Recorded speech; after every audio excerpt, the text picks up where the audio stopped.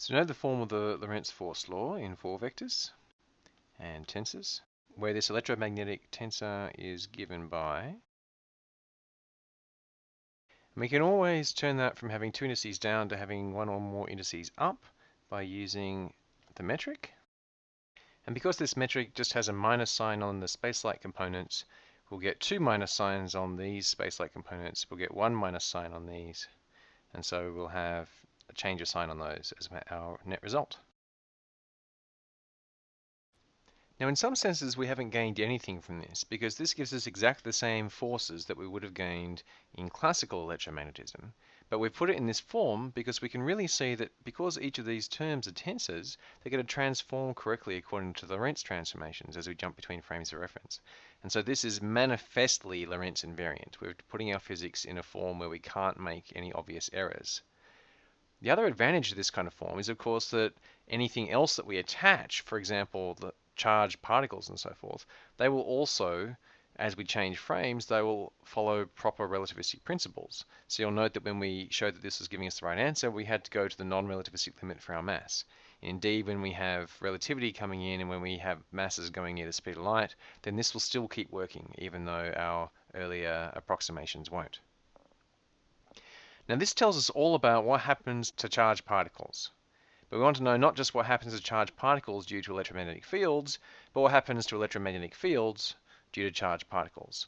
In other words, we want to find the tensor form of Maxwell's equations. So let's start with the normal classical version of Maxwell's equations. Now we've deliberately chosen the differential form of Maxwell's equations because the integral form spans over all of space-time, whereas the differential form is very explicitly local. So in other words, charge density at one point affects the electric field at that point, and currents and electric fields affect the magnetic field at a particular point. And so we're going to have a lot less trouble with relativity of simultaneity with differential form rather than the integral form. Now the first thing we notice is that we have our electric and magnetic fields. So we're obviously going to need our electromagnetic tensor in there. But these fields always come with either spatial derivatives in these two, and then that one, or else temporal derivatives. So we've got a derivative with either space or time. And so what we're going to have here, we're never going to have space and time separated like that when you do a tensor form. It's always going to be derivatives in terms of a space-time derivative. And so we're going to have the space-time derivative of this. So at some stage, we're going to have something like alpha, beta, and we're going to have derivatives. And you'll note that we're summing over a lot of these things. So we might have something a little bit like that, maybe summing over derivatives. So we have this kind of term in there. The other kind of thing we're going to have is we've got charge and we've got charge current. Now charge and charge current, this is a 3 vector and that's a scalar. And of course we're not going to have 3 vectors. We could possibly have scalars, but we're definitely not going to have 3 vectors around. So we have to find some kind of convenient 4 vector for this to sit in. And indeed current and charge makes a very natural 4 vector in the same way that momentum and energy made a very natural 4 vector. And so we have a 4 vector called the 4 charge current, and the temporal component is just the density with a C to get the units right, and then we have the spatial components are just the current. And again, this will be the relativistic current. So as we change frames, as you'd expect, as you change reference frames, you can turn current into density. And so we'll find that as we change frames, this current will go away. In other words, if we go into the same frame where we're co-moving with the current, we'd expect that current to be 0. As we change frames, we'll also expect to get length contraction changing, and so we expect the density to change. Now if we have something like this relationship, this thing here is known as the conservation of charge. Let's have a look at that. And this is the classic continuity equation. In other words, the amount of current leaving through the surface is equal to the amount of charge leaving the volume. So the conservation of charge is given by this relationship for a charge current. Now between the derivatives of the electromagnetic tensor and this 4 current, we actually have terms to cover every one of the terms in Maxwell's equations. So how are they related? Ultimately, we don't have a lot of choices. This is a 4 vector, that's a 4 vector. They've got to have some proportionality constant. Let's try that one.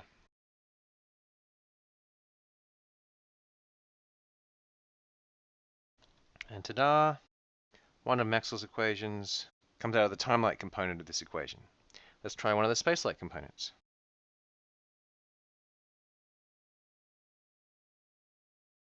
And ta-da! The x component of that Maxwell's equation comes out of the x component of this equation, and of course we'll get the y and the z equivalently. So this tensor equation is equivalent to precisely 2 of Maxwell's equations. What about the other 2? Well, it turns out we need another tensor equation. And that one, and I'm just going to pull it out of nowhere, looks like this. So that's 4 equations because we're summing over alpha, beta, and gamma, and that just leaves us the free parameter delta. This, once again, is the antisymmetric tensor. And at 0, if any of these indices are repeated, and so we have to have a 0, 1, 2, and 3 in these indices. And if it's a even permutation of 0, 1, 2, 3, then this is just a +1. And if it's an odd permutation of 0, 1, 2, 3, then this is a -1. All right, let's have a go at working out what these equations are.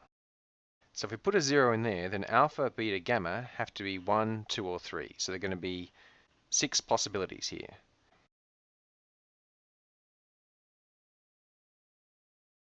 Now I've grouped them this way because E is antisymmetric, so E12 is just the negative of E21. So these are almost the same term, equal and opposite. And these are almost the same term, except they're also equal and opposite, because if that's a +1, all we've done is swap 2 of the indices here, so the other one must be a -1. So these are actually exactly the same term, and similarly these are the same term and these are the same term. I've got to count the permutations to get to 1, 2, 3, 0, so I'll do it the slow way. Okay, that's our canonical order, and so we need to get the 3 in this position, so I'll swap those 2. And I need to get the 2 there, so I'll swap those 2. And I need to get the 1 first. So I needed 1, 2, 3 permutations to get to there, so that's an odd number, so this number is a -1. E12.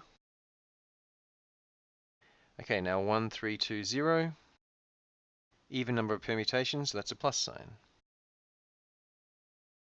3 permutations, this is a minus sign.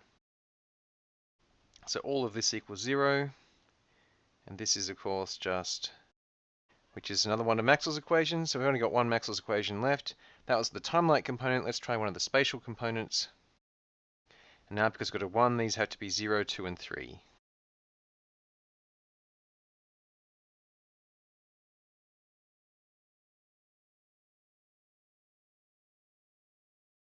And so if we have a look at this, we just get, so if we multiply by c on 2 and take these first 2 terms over to the other side, we get,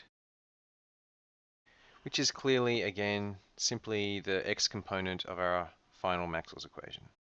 So this equation here and this equation up here, our 2 tensor equations, are our Maxwell's equations in tensor form.